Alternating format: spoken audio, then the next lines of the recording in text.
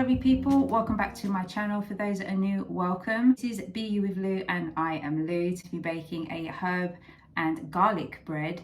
For anyone that's already following my channel, you'll see that there is a recipe for easy baked bread, but this one is slightly different, so keep watching with that. If you are going to be baking with me, then stick with this, and then the next clip will be the ingredients. If you are not and you're just watching, you're going to do it another time, there's the timestamps below in the description. Go straight to the baking part, and that's it. If you're ready to start baking with me, then let's go. The ingredients: you need 3 cups of gluten-free flour, 1 tablespoon of baking powder, 2.5 teaspoons of xantham gum, 1.5 teaspoons of salt, 2 1/4 teaspoons of instant yeast, and 3 tablespoons of sugar. Then you've got 3 egg alternatives, 1 cup of water, 1 cup of olive oil, 1 teaspoon of apple cider vinegar, and then for the herbs, we've got 1 tablespoon of onion powder and 1 tablespoon of garlic powder, and then 30 grams of basil. So in a large bowl, we're going to be adding the dry ingredients first. So you've got the gluten-free flour, and then the xantham gum with the baking soda and the salt, and then mix that up thoroughly. Now we're going to be adding the wet ingredients. So we've got the egg replacement in there. Make sure you get all that in there with your whisk or spoon. And then we're going to add the apple cider vinegar, and then the olive oil. And then we're going to mix that together until it's combined, and then leave that to one side. So in a separate small bowl, we're going to be putting our 1 cup of cold water, and then our 3 tablespoons of sugar, and then our yeast. So this is going to be going into the microwave for about 30 seconds to activate the yeast.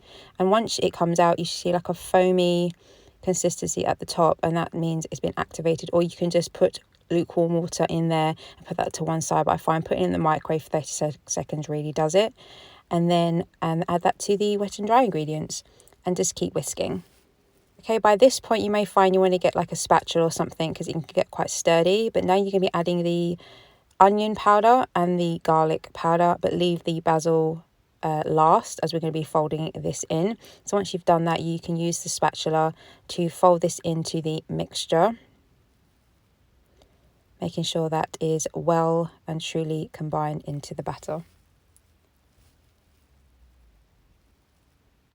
So now we've mixed the dough together, we're going to be adding the fresh basil in there as well. You can add rosemary, oregano, any sort of fresh herbs that you fancy. For this particular bread, I found that basil really helped. It has a little bit of moisture to it as well, so it made the bread after it was baked very moist and bouncy. Okay, to ensure that the bread doesn't stick to the pan once baked, we're going to be lining our tin with butter. You can use oil, you can use a baking sheet, whatever suits you. So the actual dough came out of the bowl quite easily here, and now we're going to distribute it evenly into the loaf tin, and then we're going to be putting some cling wrap on there as well, just so that the moisture stays in there so it can proof. You can use a damp tea towel, but here I'm using cling film or plastic wrap.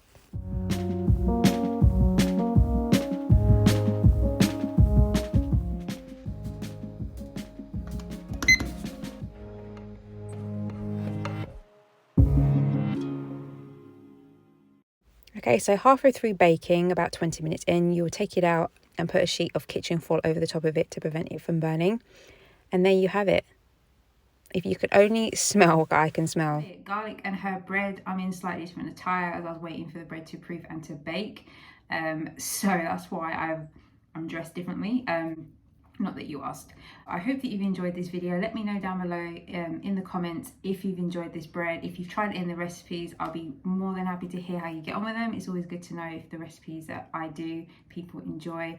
And yes, make sure to subscribe, a thumbs up for the like button, and I'll see you in the next one. Bye guys.